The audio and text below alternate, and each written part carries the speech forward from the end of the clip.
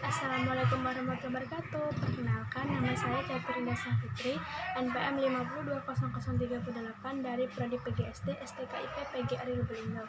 Di sini saya ingin menyampaikan hasil penelitian tentang hubungan kemampuan komunikasi secara efektif dengan hasil belajar bahasa Indonesia siswa.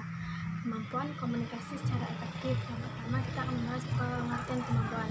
Nah, kemampuan atau ability adalah kecakapan atau potensi seseorang individu untuk menguasai keahlian dalam melakukan atau mengerjakan beragam tugas dalam suatu pekerjaan atau suatu penilaian atas tindakan seseorang. Nah, seluruh kemampuan seseorang individu pada hakikatnya tersusun dari dua faktor. Yang pertama, kemampuan intelektual dan kemampuan fisik. Kemampuan intelektual adalah kemampuan yang diperlukan untuk menjalankan kegiatan mental, sedangkan kemampuan fisik adalah kemampuan yang diperlukan untuk melaksanakan tugas-tugas yang menuntut stamina, kecepatan, kekuatan, dan keterampilan serupa. Yang kedua adalah pengertian kemampuan komunikasi secara efektif. Komunikasi secara efektif merupakan salah satu aspek kepribadian yang berperan besar bagi keberhasilan seseorang dalam melakukan tugas pada kehidupan individu. Ketiga, aspek kemampuan komunikasi secara efektif. Nah, untuk dapat berkomunikasi secara efektif, kita perlu memahami aspek-aspek komunikasi. Yang pertama itu ada komunikator, yaitu pengirim yang mengirim pesan kepada komunikan dengan menggunakan media tertentu. Yang kedua ada komunikan, yaitu penerima pesan. Yang ketiga ada media, itu adalah saluran yang digunakan untuk menyampaikan pesan. Yang keempat ada pesan, itu adalah isi komunikasi berupa pesan yang disampaikan oleh komunikator kepada komunikan. Yang kelima ada tanggapan. Nah, tanggapan itu adalah dampak komunikasi sebagai respon atas penerimaan pesan. Yang keempat kita membahas kriteria kemampuan komunikasi secara efektif. Nah, dalam keefektifan komunikasi dapat dinilai apabila tujuannya yang ingin dicapai jelas. Nah, menurut Stewart Tubbs dan Sylvia Moss, ada 5 hal yang dapat dijadikan ukuran bagi komunikasi yang efektif, yaitu yang pertama ada pemahaman, yang kedua kesenangan, yang ketiga mempengaruhi sikap, yang keempat memperbaiki hubungan, dan ada yang kelima tindakan. Nah, yang kelima kita akan membahas faktor kemampuan komunikasi secara efektif.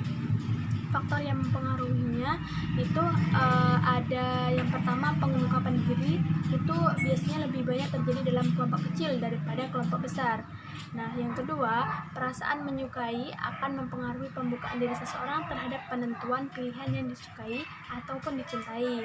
Yang ketiga, bila kita melakukan pengungkapan diri secara otomatis, orang yang bersama kita akan melakukan juga pengungkapan diri secara pengungkapan diri sebagai efek diadik. Nah, yang kelima ada faktor kepribadian, yang keenam faktor topik atau tema, yang ketujuh jenis kelamin. Nah, yang keenam kita akan membahas strategi dalam meningkatkan kemampuan komunikasi efektif. Nah, menurut Johnson ada beberapa kiat kemampuan dasar komunikasi yang dimaksud adalah sebagai berikut. Yang pertama, sadari mengapa keterampilan berkomunikasi ini penting dikuasai. Yang kedua, pahami arti keterampilan berkomunikasi dan bentuk-bentuk perilaku komponen untuk mewujudkan keterampilan tersebut. Yang ketiga ada minta bantuan orang lain untuk memantau usaha kita serta memberikan evaluasi terhadap kemajuan dan kekurangan yang kita miliki. Yang keempat ada keseluruhan latihan harus dibagi dalam bagian-bagian tertentu. Tujuannya agar bisa merasakan keberhasilan usaha yang telah dilakukan. Yang kelima, akan sangat menolong bila ada teman sebagai lawan dalam proses berlatih. Nah, kita akan membahas pengertian prestasi belajar bahasa Indonesia. Nah, pengertian belajar adalah suatu proses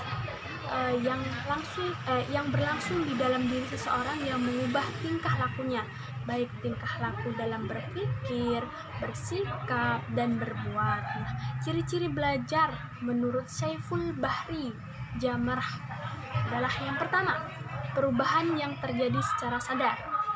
Yang kedua, perubahan dalam belajar bersifat fungsional. Yang ketiga, perubahan dalam belajar bersifat positif dan aktif. Yang keempat, perubahan dalam belajar bukan bersifat sementara. Yang kelima, perubahan dalam belajar bertujuan atau terarah.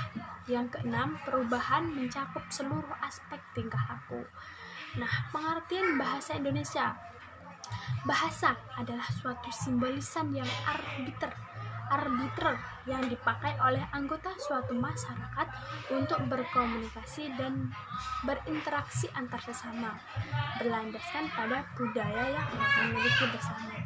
Pengertian prestasi belajar. Prestasi belajar adalah hasil yang telah dicapai yang dapat berupa ilmu kepandaian yang didapat melalui kemampuan mengubah belajar atau kemampuan untuk mengubah tingkah laku yang potensial pada dirinya yang dapat diwujudkan dalam bentuk kegiatan tugas, PR, dan hasil tes akhir pembelajaran yang berupa nilai pada suatu mata pelajaran.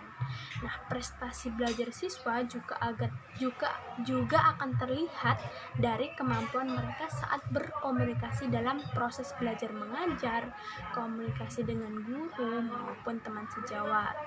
Nah, prestasi belajar bahasa Indonesia. Bahasa Indonesia memiliki peranan yang sangat penting dalam setiap penyajian materi pelajaran yang lain karena kan bahasa Indonesia adalah bahasa pengantar resmi dalam kegiatan proses belajar mengajar di sekolah. Hasil belajar peserta didik dapat diklasifikasikan menjadi tiga ranah, yaitu ranah kognitif, ranah afektif, dan ranah psikomotorik. Nah, hasil belajar tadi yang pertama itu domain atau ranah kognitif, yaitu pengetahuan atau yang mencakup kecerdasan bahasa dan kecerdasan logika matematika. Yang kedua ada ranah afektif, itu ada sikap dan nilai atau yang mencakup kecerdasan antar pribadi dan kecerdasan intrapribadi, dengan kata lain kecerdasan emosional. Yang ketiga adalah ranah psikomotor. Ada beberapa faktor yang dapat digunakan oleh guru sebagai kriteria dalam penilaian ranah ini, yaitu kemampuan memperlihatkan atau tidak, kecepatan, keaslian, dan kualitas. Nah, itulah tadi sedikit materinya. Jadi sekarang kerangka pikir dalam penelitian tersebut adalah dalam penelitian ini ingin membuktikan bahwa ada hubungan antara kemampuan komunikasi efektif dengan prestasi belajar bahasa Indonesia yang dicapai siswa, atau dengan kata lain, kemampuan komunikasi efektif mempunyai hubungan dengan hasil belajar bahasa Indonesia siswa.